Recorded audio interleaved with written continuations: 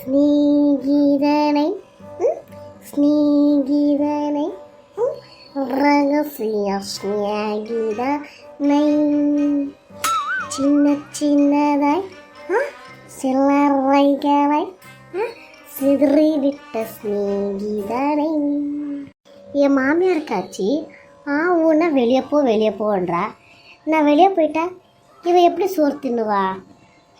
சோறு துண்ணு 7 வருஷமாக நல்லா குடோனில் இருக்கிற அரிசி முட்டை மாதிரி ஆயிருக்கா. நான் இல்லைன்னா தான் என்னோட அருமை தெரியும்.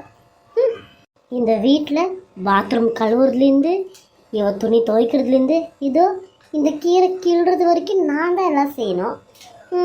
வெளியே போன்றா. வெளியே போனதான் தெரியும் அந்த மீனா மின்கிக்கு. என்ன மீன் குழம்பு வாசனை தூக்குது, எங்கேருந்து வருது? ஓ அடடடட, குட்டி மூக்கி வீட்டில் தான் இன்னைக்கு மீன் குழம்பு. அதுக்கு தான் நம்ம வீட்டு வாசப்படி இருக்க மனம் தூக்குது. போயிடுவோம். அடச்சை, இந்த கீரை அவன் தின்றான். குட்டி மூக்கி அடப்பாவே, பட்டை பகலே குடிச்சிட்டு படுத்து இருக்கிறது பாரு பப்பரப்பானிட்டு. குட்டி முக்கி இதோ வர ஒரு நிமிஷம். என்னடி இது உன் புருஷன் பட்டை பகலே குடிச்சிட்டு இப்படி தூங்குறான்?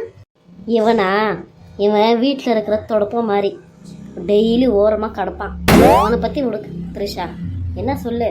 ஒன்றும் இல்லை, வீட்டில் இன்னும் சோறாக்கலை, ஒரே பசியாக இருக்குது. அதுவும் இல்லாமல் அஞ்சலி வேற முழுகாமல் இருக்கா இல்லையா, பசி தாங்க மாட்டான். வீட்டில் எதுனா குழம்பு வச்சுருந்தா கொஞ்சம் கூட. மீன் குழம்பு வச்ச உடனே மாமியாரும் மருமங்களுக்கு மூக்கு வேர்த்துடும். அப்படியே கப்பு தூக்கிட்டு ஓடி வந்துடுவாளுங்க.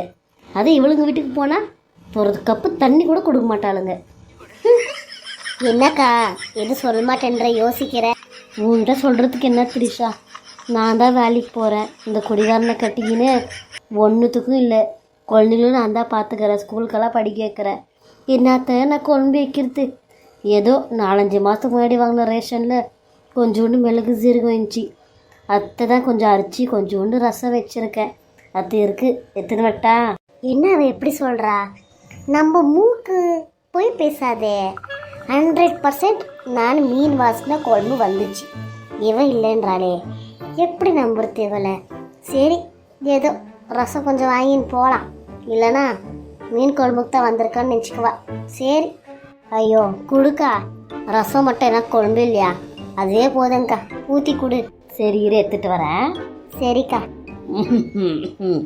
அடியே, நான் தாலி கட்டின என் பொண்டாட்டி மீன் குழம்பு வச்சுருக்கேன், நீயே எடுத்துட்டு வாடியே. அடி பாவி, எவ்வளோ போய் பேசுகிறா? மீன் குழம்பு வாசனம் அப்போ இங்கேருந்து தான் வந்துச்சா? அதான் நான் பார்த்தேன். ஏன் மூக்கு எப்படி போய் பேசும்?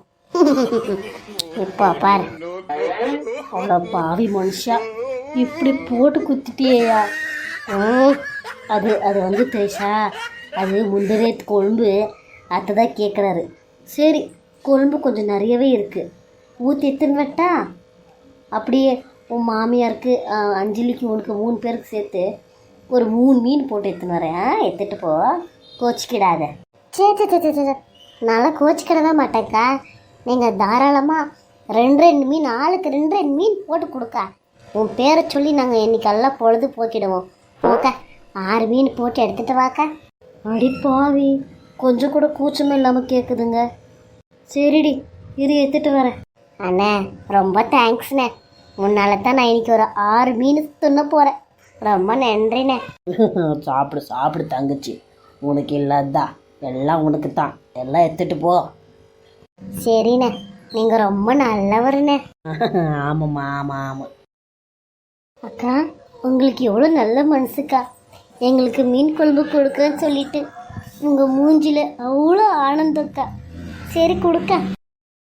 அக்கா, அண்ணன் ரொம்ப நல்லவருக்கா. எனக்கு தெரியும்டி, அவர் மீன் குழம்பு வீட்டில் இருக்குன்னு போட்டு கொடுத்துட்டாருந்தானே அவர் நல்லவர்ன்ற. ஐயோ அக்கா, அடுப்பு மேலே சுடுத்தண்ணி வச்சுட்டேன்க்கா. வர இரு. எப்படி ஓடுறா பாரு.